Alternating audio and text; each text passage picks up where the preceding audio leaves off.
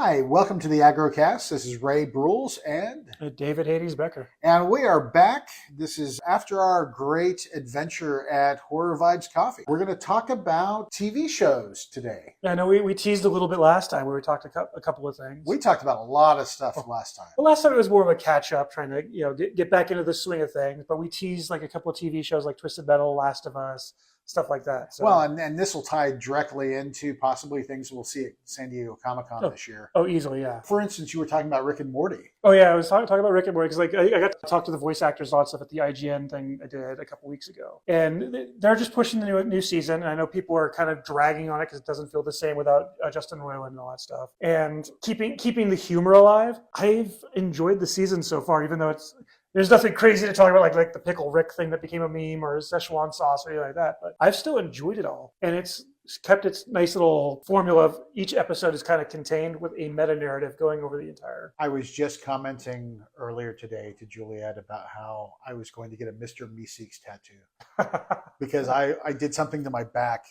this previous weekend. And so my life has been pain. And so I was like, I think that would be perfect to just have a Mr. Meeseeks tattoo. Well, so you got to get it in a place where you can have a button, and then you can flex or move an arm, and then Mr. Meeseeks shows up. That would be great.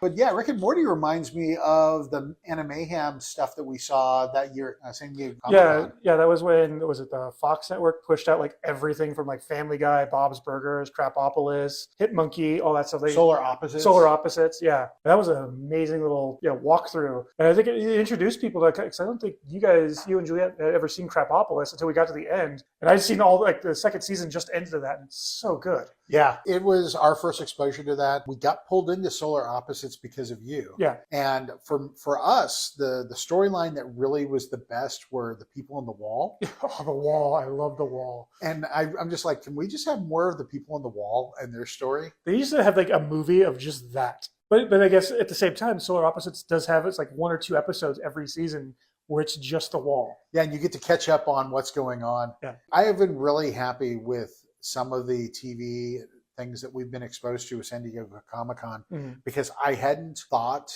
to engage with some of those IPs. Like even they had that Rome TV show that we did, the chariot races. Yeah, the chariot races, yeah. We watched that for 3 or 4 episodes and it was okay. It wasn't a Spartacus, but it's still entertaining. Okay. Well, I think it was the same year they did the Chucky thing. Yeah. I remember you got, I was really into the Chucky show, and then I think you got into it after that. Yep. Love the Chucky show. And then because of San Diego Comic-Con, and this is suddenly becoming a San Diego Comic-Con. Yeah, right, Comic-Con. exactly. We're just going to dovetail into it because they cover it so much there. But the interview with the vampire walkthrough was so amazing. Yeah. Getting to interact with not only Interview with the Vampire, but the Mayfair Witches and how they had the gals out there where they were giving people out little things. And I think I still have my little bag of mint they gave me or whatever as a ward off against something. Yeah. But also talking about television shows, like Juliet and I have been keeping up with Welcome to Wrexham. Okay. Because we loved that doc series.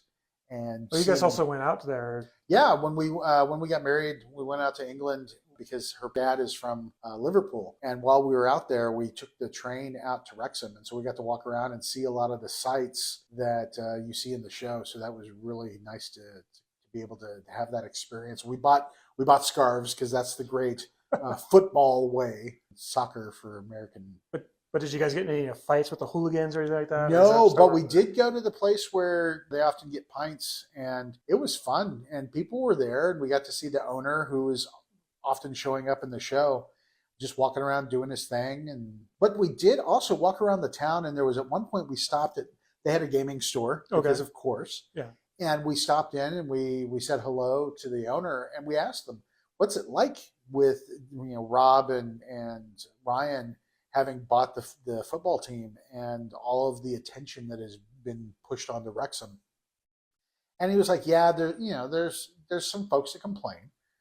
They have done some good things for the town, but overall, people are just kind of embracing the experience for as long as it lasts. Because there's always the question: at what point are they going to sell it off? Yeah, exactly. How long does this last? How long are we going to be able to live in this limelight and get this little extra bonus of it guarantee has to raise the tourism and all sorts of other little things just around all that. Well, and that's one of the things that I've loved about in the show.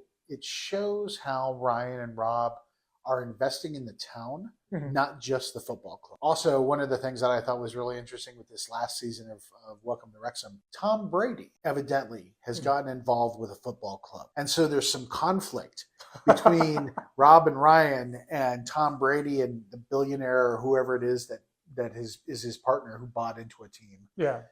Because now celebrities are looking at European football. Well, what's the next thing to buy? You know. Yeah, you run out of things to buy, I guess, and so you buy football teams. Yeah, well, you either do that or you buy your own little movie studio and do your own thing like they're doing out here with Mark Wahlberg. And, and Nick Cage, all that stuff. We'll have to see what happens with Summerlin. But yeah, in terms of TV shows, like we've watched a lot of TV. Well, to keep working on that, the studio has been another big one that I've enjoyed. I mean, I'm also technically in episode 9, so I gotta disclose that. But that's the new one with Seth Rogen and Catherine Hahn, a bunch of great guest stars also about him being the runner of a movie studio. The number of cameos in that show. It goes nonstop. So you brought it up when we went to Horror Vibes. Yes. And then I came home and Juliet and I were like, what the hell are we going to watch? And so we started it up and we got like 5 episodes in. And I was literally yelling at the screen because Seth Rogen's character, I just want to fucking shut him up. Oh my God. Right. Well, he wants to make movies. He wants to be an auteur. He wants to do it, but he's a money guy now. Yeah. Which is why it's funny. Was it the other Catherine, the one from Beetlejuice, blanking on her name. Oh, yeah. The older one who got put down to producer, and she's like, "Oh, I love this now because now I can actually do stuff instead of having to worry about money all the time." Well, and Bryan Cranston, he's like, "Yes, I'm going to put you in charge, and we're going to make a movie that makes $1 billion about Kool-Aid." And then all of the trials and tribulations of trying to create a movie about Kool-Aid. And was it Martin Scorsese? Martin Scorsese, when he's like, "Yeah, I want to do one about Jonestown." You're just like, "Ooh, wait, isn't that about how they drink the Kool-Aid, the poison Kool-Aid?" Yeah. And having to backtrack on all of that. Yeah, no, we don't want to do too many spoilers for those who haven't watched it. That's episode 1. So, but then even like the Olivia Wilde episode. Oh yeah. And the fact that it had the noir kind of vibe, detective vibe. Yeah, the whodunit type thing. And I'm like, wait, this is not realistic. A studio head would not be running around trying to solve a crime. Well, and that's the funny thing is everything I've seen like in interviews with Seth Rogen and then even people I've seen online, a lot of these are based on real stories. Like maybe not word for word, but things that have actually happened in Hollywood while they're trying to film a movie or a TV show. And when you watch the show, some of the stuff gets crazy. Gets really crazy. Because like another one they do is it's near the end of it. It's not a huge spoiler. They go to CinemaCon, which happens out here. Yeah. And some of the stuff they show, I'm like, I've been on the strip with CinemaCons here. I'm like, that happens. Even though it's like, yeah, they're actors overblowing it, but no, I've seen some of that weird stuff happen down here. I'm going to have to try to finish it, even though I'll be fucking gnashing my teeth at all of the shit that Seth Rogen. If I ever meet this guy, I'm going to have to thank him because his acting is it's not just over the top, but it's so engaging. I get so wrapped up into the character. Yeah, exactly. And how I just want to shut this character up. You just want to grab him and be like, okay, stop. You're the money guy. Sit here. Let people do their thing. Yeah. Yeah, especially like when, they didn't get the shot. Yeah. But I'm glad that you pointed that out because we had started watching on Apple Plus Murderbot. Yeah. Which, oh my goodness. I was originally introduced that a friend of mine said, "Are you going to watch this?" And I'm like, "What the hell are you talking about?" And it's based off of a book. Yeah. But I had never seen the previews for it, and then it popped up on Apple Plus. I think the closest I came to knowing anything about, I didn't know Alexander Skarsgård was in it. Yeah. Like the only one I knew was the guy who played Polka Dot Man. I'm blanking on his name as well. Yep. Like I saw him doing an interview, and I was like, I like everything he's done, like all the horror movies and everything he's done. I'm like, I'll give this a shot. I've only seen 1 episode so far, and I was like, holy crap, this is a stacked cast. And I was like, yeah, it's got a great cast, and I just love Skarsgård's performance and his internal monologue, and even like some of the quirky nuance to the character is really touching. It resonates for me. Fair. I mean, that's what it's supposed to do. It's supposed to invoke an emotion. Yeah. Or something like that. Well, especially when it evokes an emotion, even though the main character is a robot. Yeah, exactly. It's like this shouldn't be happening, but it is. Yeah. So weird. And he even has his soap opera that he watches. Yeah, where he just stands there watching it blankly to nothing.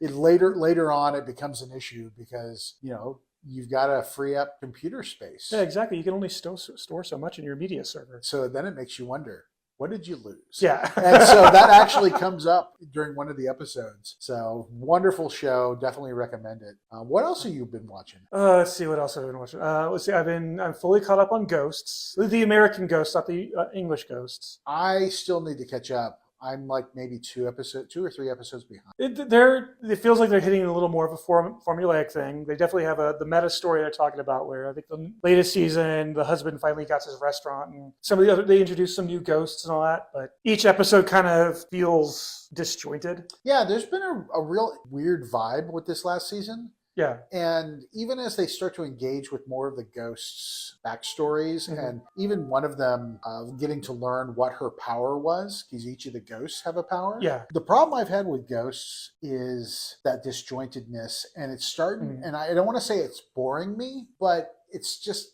not as engaging as it had been at first. Yeah. I'm glad that I dove into it because I hadn't seen it. We went to San Diego Comic-Con offsite. And they did the weird offsite at the Paramount thing. And they did all of the scents, and I didn't understand what that meant. Yeah. For anybody who's seen Ghosts, I was freaking out about getting Isaac's smell. Nobody else there knew what it was until they brought it out. Yeah. And they brought it out, and it's like, ooh, yeah. Ooh. And it was hysterical. But I think I was like one of the 2 people that knew the show. Yep. Even though they've been trying to, because it's still a small show, and it's hitting like the end of season 4 now. Well, we have the American version and the British version, and I think they're starting like a French version or something. Yeah, I've seen that. Yeah.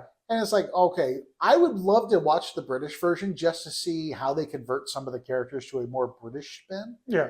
But overall, I'm very glad that I've watched the series up to the point that I have. Well, if you want to get more interesting, I was rewatching What We Do in the Shadows TV show. Oh. And the guy who plays the camp counselor ghost is playing the similar character on the city council in one of those episodes. Now I'm doing a crossover in my head because it's all in New York as well. I am sad that show is over. I'm sad, but I'm also glad the way they ended that. Oh yeah, the ender to that show was amazing. Yeah, even with the choose your own event, like which one is the actual ending? Well, and I didn't know that was a thing until after we had watched the last episode. Yeah, and then somewhere it was pointed out, like on YouTube or something, and we're like, wait, what? Well, because they do like a little teaser in the show where, like, out of nowhere, there's like a weird thing between Nandor and Guillermo, and then they make it seem like a dream. I think that was supposed to tease one of the other endings, like it was supposed to be the Newhart show ending, where they just woke up. Yeah. But then they had like 6 other ones that they filmed and only released on YouTube, which is probably going to be on the Blu-ray or whatever. Or if they do a cast get together, some convention, be like, okay, now let's go through them all. Yeah, I wonder what shows are gonna kind of take the spot of shows like that, because it became such a big thing in the zeitgeist. I don't know what's going to be able to capture people's imagination. Well, at the same time, I don't. Yeah, exactly. It feels like a crapshoot with almost everything. Because like Twisted Metal's another one. I did not expect that show to be as good as it was. I expected it to be pit or out, but now it's getting season 2. So it's like almost like throwing darts. But it's got a pretty good cast. It does. And I was not sure if Anthony Mackie could carry, because yes, Anthony Mackie is the lead. Yeah, as the lead. Yeah. I didn't know if he could carry that show, but he's done a great job. It comes down, like we mentioned before, it's like some actors, they get pigeonholed because they have to play up to other people. And I think that's the issue with Anthony Mackie is he had to play up to Robert Downey Jr. for so fucking long. People are just like, okay, we can't see him doing anything. Now it's like, here, go. Because even when they did the Falcon and the Winter Soldier, I didn't think he could carry it all that well. But at the same time, he's playing against a bunch of other people that weren't even in the show. Yeah. And he's got a great cameo in studio. Yes. I love his cameo in the studio. to roll it back to the studio. To the original comedy. Who doesn't have a cameo in the studio? Oh, you haven't gotten all the way through, so no. There's cameos you haven't seen that are just amazing. and it's funny because they just come out of nowhere. Yeah. Like, for instance, one of the episodes had Ron Howard, and I'm like, they're not going to have Ron Howard on the show. And lo and behold, there was Ron Howard. Yep. And it's like, holy shit, this is amazing. I'm trying to remember the name of the director where they were telling him he had to rip off his own. The guy who did, I think it was Smile. And there's the whole thing where he's like, yeah, so I'm ripping off my own movie. We're like, yeah, are you okay with that? He's like, sure, just throw money at me. Now we want you to make a show called Frown. Yeah. It was something stupid like that, too. It was like, this is the exact same premise. So I'm like, okay. But it's like weird cameos like that keep popping up. I can't wait to see how that, especially how the first season ends out. Well, I know the studio got greenlit for a second season, which they didn't think because they got yelled at by so many studio execs. They're like, you're letting everybody see how the sausage is made. But that's where the fun is. Yeah. It's like when watching Mythic Quest. Right, exactly. Or what was it, Silicon Valley? Oh, Silicon Valley, okay. Yeah. That show, really, like anybody who's worked in tech, especially with startups, it was nothing but. Well, that was like, I hadn't watched Silicon Valley up until like recently. Yeah. And it was because Jana, one of the other writers and photographers, pointed that out. She does a lot of startup work, and he's done that for like ever. And I'm like, and she's like, you'll appreciate this on the tech side of things. And I watched that, and I binged that whole show so fast because it is exactly how it feels. Yep. Yeah, because those are the two shows. Anytime we talk to people in tech, Silicon Valley and Mythic Quest. Yeah. Because Mythic Quest, though it doesn't do a lot of the technical stuff, a lot of the studio stuff. Well, and that's the surprising thing for me is like Ubisoft lets them film in their offices and gives them all the assets. Of like, you realize they're making fun of you at the same time and like your horrible practices you do, but they still greenlit it. And I go ahead, by all power. Yeah. Makes you wonder how they pulled that off. Well, season 1, I know they didn't do it as much, but it was like season 2, like you could tell they're definitely saying some things in the video game industry to be like, let's shine some lights here because people aren't paying attention to this. Especially the monetization. Yeah. When they started diving into some of that. Wow, that's really pointed. Yes, exactly. It's like, or was it the last season where they started talking about AI and all the other, and blockchain and all that? Like Ubisoft was one of the ones who got in trouble for doing blockchain. Yep. Well, and a lot of companies had looked at tokenization that could be used in the games. We were talking about TV shows. Yes. Well, I mean, Mythic Quest is a TV show. It just also happens to dovetail into video games. But I guess also because we've talked a lot about the guy from Wrexham, and now was it Always Sunny is coming back? Yeah, isn't it their last season? I don't think it's their last season. I think they're doing another after this. But, okay, wow. I mean, every season's their last season as they did it. So another one I fell down the rabbit hole, Abbott Elementary, because I heard they were doing a crossover with Always Sunny. I was like, all right, let's see what this is. And we've seen it out at Comic-Con multiple. Like they had a huge carnival, and I'm like, what the hell is this every time? Yeah. After watching it, I want to go to the carnival next year because it looks so cool. And so, and for those who don't know, Abbott Elementary is about an elementary school in Philadelphia. And it's like the weird trials and tribulations of the smaller school who doesn't get the budget and how the teachers have to work around that, and how the principal. But it's also done as a comedy to keep it engaging, even though it delves into some of that dark humor. And then because it's in Philly, there's an episode, and it's supposed to happen in the new season of Always Sunny. For community service, that crew has to show up at the elementary school and work. And now I'm trying to figure out how they're going to work that into the actual show itself. That's awesome. Because there's nothing better than watching Danny DeVito show up with bags of raccoon piss to try to help the school out. I'll leave it at that. Wow. You can watch the episode to find out the rest. Okay, I might have to dive into that show. Yeah. Both of those are amazing shows. And both of them have new seasons coming out here soon. What else I'm trying to think what else I have watched. Well, I know we mentioned The Last of Us we spoke about. Oh, yeah. We dabbled around that. I did not finish this season. I don't know how it ends. I know that they've talked about next season following a different character. So they have 2 more seasons, and they've made the official announcement that they're going to be following the Abby character. But that's similar to the video game. Like when you're playing the video game, you kind of swap back and forth. But the only time they did that in the second season was they did the intro, so you can get to know the character that you're supposed to hate. And then you followed Ellie's story. And then now you get to go the exact same 3 days following the Abby story and seeing how Ellie's fucked them all over at the same time. As much as I enjoyed up to a point with that show, and then of course we've talked about Twisted Metal, it makes me wonder what other video games they might turn into shows. So God of War has been greenlit as a TV show, and I'm so ready for that. Yeah. The BioShock has been hit up with it. It's either a movie or a TV show. Really hoping to do a TV show because they could easily do 3 seasons of that. Devil May Cry is another one, but I think they did the anime, and I think they're going to keep doing the anime. I think they learned their lessons from the 90s on how to not do video game adaptations. Oh gosh, like those terrible U-Bowl movies. Oh, yeah, I mean, Blood Rain. To this day, I've only ever walked out of one movie, and that was House of the Dead, and because it was that bad. But at the same time, I was like, I didn't think his Postal movie was all that terrible. But again, you really have to like the video game Postal. I wonder in terms of fantasy stuff, because they just canceled Wheel of Time. Yes. And the last season of was it Good Omens, I think, which is kind of fantasy adjacent. Yeah, but because of some of the stuff that happened with the writer, they're trying to abbreviate to finish it out for folks.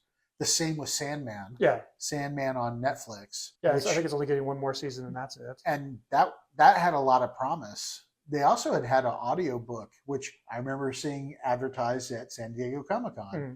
And I had picked it up, and it was a radio drama. So they had different people playing the roles, and it was awesome. Now that he's been canceled. Yeah, that whole IP is kind of fizzled out. Yeah. Are they doing, I know they're doing more Game of Thrones stuff. Yep. I thought they were doing another bit for Lord of the Rings, which I feel that's an IP that's been beaten to death, but if they can find because they did the War of the Rohirrim, which was that anime-esque thing. Oh, but they also had the 2 seasons of the live action thing on Amazon. Rings of Power. Yeah, which did that get canceled? I don't know if it got. I know it had 2 seasons. I don't know if it got another one. I know it won awards for being pretty.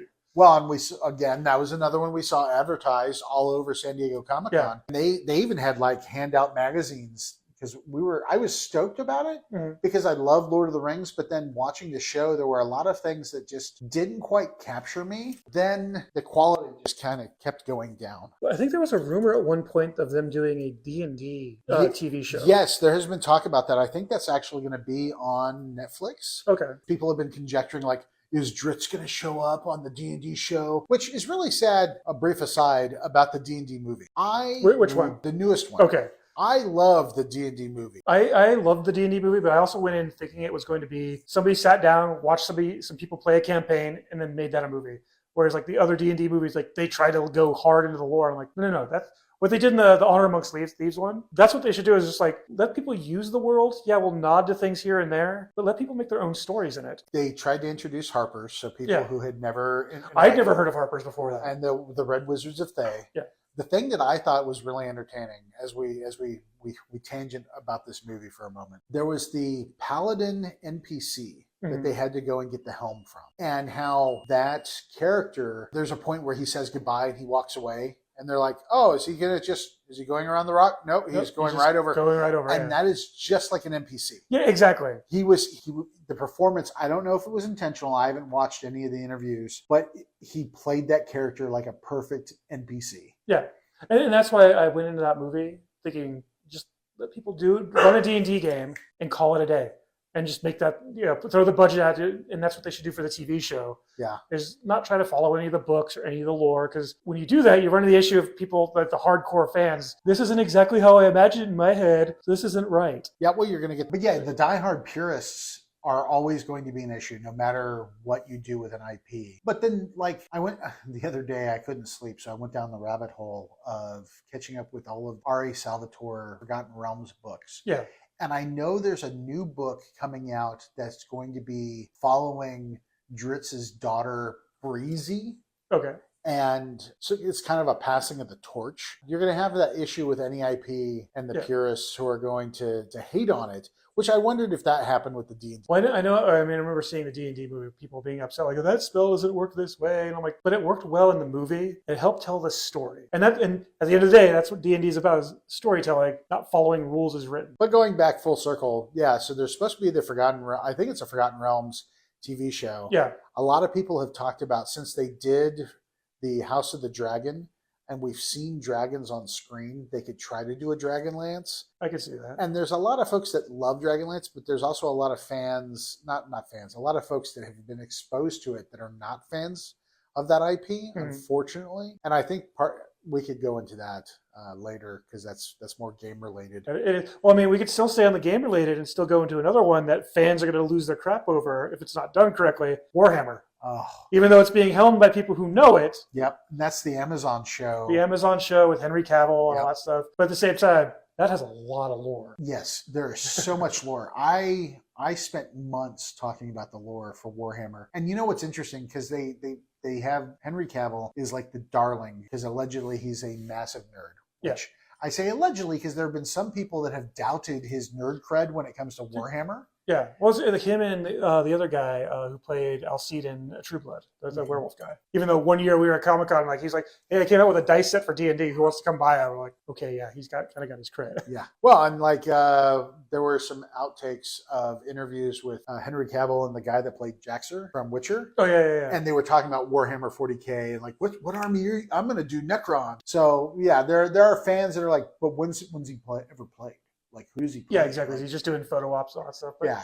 But at the same time, it's like, even if he hasn't played, I think helming a TV show, as long as he understands the world and the lore, especially with how much he can drive from, it feels like he can make a TV show, or the whole team can make a TV show. Well, and what we heard about Witcher and how he was such a fan of that franchise. Yeah, which is why he didn't do the last season, because they completely butchered it. Well, because they kept, I want to do my own story, and drifting away from the original source material. Yeah. If he is that much of a stickler for the lore because he's that much of a fan, I love the idea of him doing, because of how big Warhammer is, and how many stories there are, that could be a whole huge franchise of different stories, which they've done some of that with the Warhammer Plus. They've got their own little network that you can sign up for, and I watched some of the episodes through the app, and they've done great animated storytelling, but to see it translated to a live action show, I don't know. It's going to be interesting. It'll be interesting, but I have a feeling it's set in good hands. So, and I mean, it's Amazon throwing money at it as well. So yeah, we know it's going to look pretty at the very least. And I don't think they've actually come out and said what the storyline that they're settling on is. And given that they have so many different ones that they could draw from, so I hope they don't. I hope they don't tell everybody what storyline they're going with, because it's going to set expectations. I don't know. As somebody who's not even hugely versed in Warhammer, I want to walk in completely blind and just fall in love. But you know, marketers can't do that. They've got to give it away before we even see it. I know. But that's part of the problem. When I could watch a TV show and know who the villain is from the beginning, I'm like, so one of my workout shows I've been watching is a weird TV show called Slasher. Yeah. And it's like each season has like 7 or 8 episodes. And it plays out like a horror movie. Every season so far, I'm like, episode 1, that's the killer. Because it's so formulaic. Even though it's like all of them are like, the first one was just random slasher that follow like the 7 deadly sins. And the next season was, oh no, we accidentally killed somebody and buried their body. You know, it's summer camp. I'm like, oh no, who's going to be the killer this time? Playing off the old tropes. Yeah, and then having every character and actor play up those tropes. I hate that. I'd rather just be like, surprise me. Like, I guess even going circle again, Twisted Metal, it's why I was so surprised. Like, watching all of the trailers, I expected Sweet Tooth to be like the main star of it all. I'm like, he's a secondary character. And he's still a good secondary character.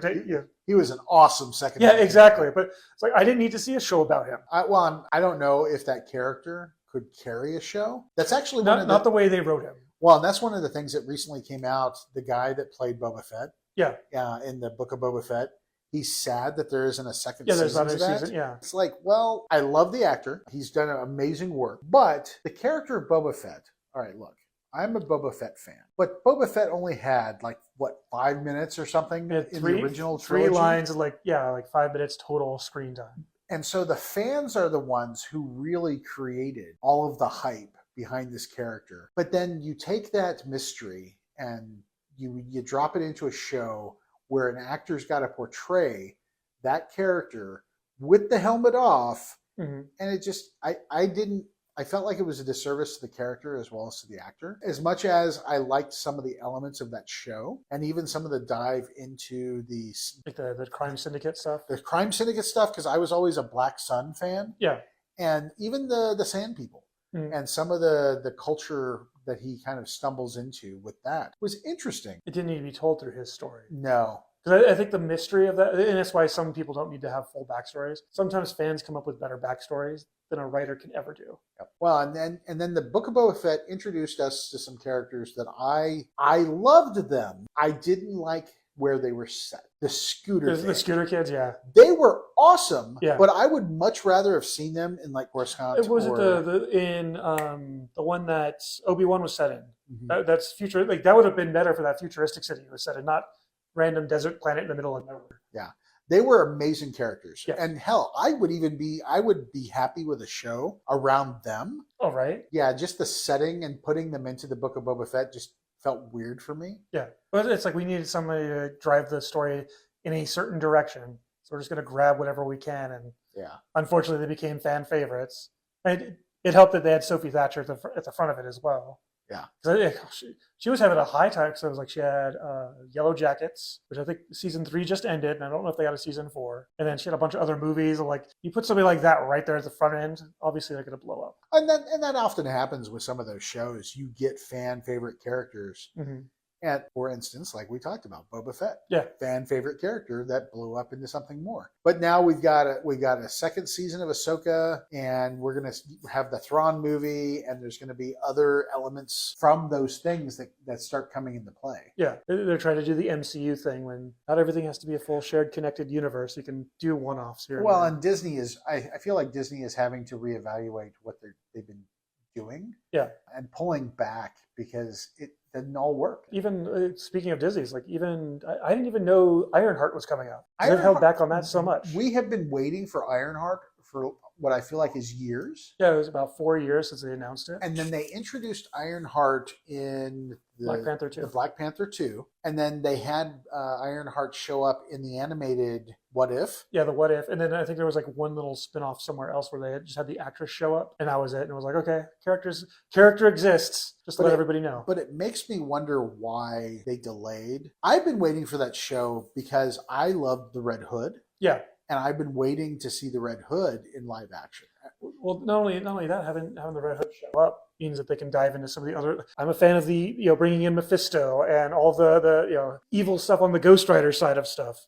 Bring back Nick Cage. Yeah, because they've talked about doing another Ghost Rider, but they're going to recast it. Yeah. Which I feel is sad to me in some ways, because I also like the Ghost Rider that they had in Agents of S.H.I.E.L.D. Yeah. It was the different character of Ghost Rider. Yeah, it was the Robbie Reyes instead of the Johnny Blaze. Yeah. Well, and then there's been talk with them restarting the Daredevil Reborn, and that one's already got a second season. And the Netflix shows and how they canonize those. Yeah, there's been a lot of wondering: are they going to canonize in some way the Agents of S.H.I.E.L.D.?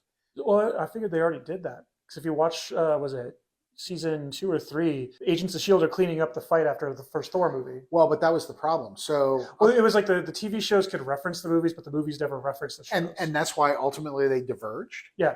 And because, well, even with Agent of S.H.I.E.L.D. season 1, allegedly Joss hated the fact that they brought Coulson back to life. Yeah. Because he felt his sacrifice was important to kind of galvanize the team.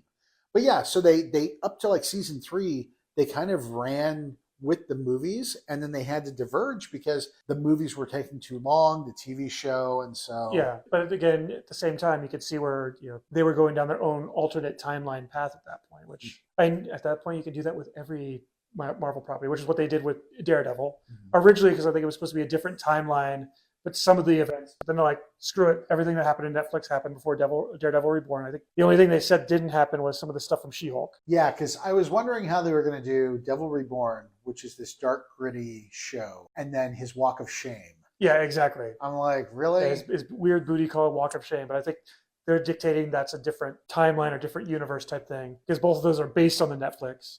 Yeah. I think they already mentioned they brought back Kristen Ritter to play Jessica Jones. Yep. Yeah. The Danny Rand character was so contentious. I think they just need to recast and work on the script a bit more.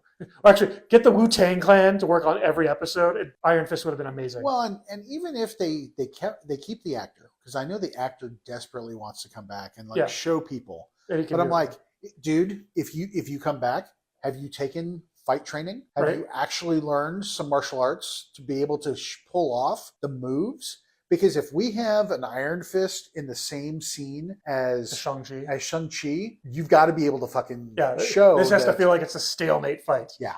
Arguably, I liked the end of Iron Fist when he pulled the 245s. Yeah. That was cool. But who knows what's going to happen with that character and that show. I do like the idea of a Heroes for Hire. Yeah. I have loved Daredevil Reborn, and I loved the reintroduction of the Punisher.